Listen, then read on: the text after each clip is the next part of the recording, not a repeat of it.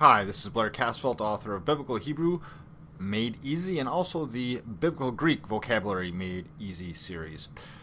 This week we're coming to you again with your new Biblical Greek word of the week, and our word this week is eis. Eis. Now, eis in Koine Greek means into, in, or towards.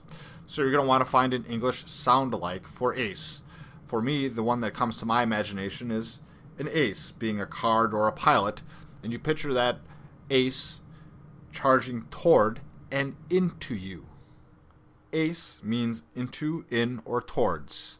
And your mnemonic is picturing an ace, a card or pilot, charging toward and into you. Guys, I hope this has helped. Make sure to subscribe to our YouTube channel to get your Hebrew and Greek word of the week every week. And also make sure to follow the links provided to check out our publications. Thanks a lot, guys. God bless, and have a wonderful week.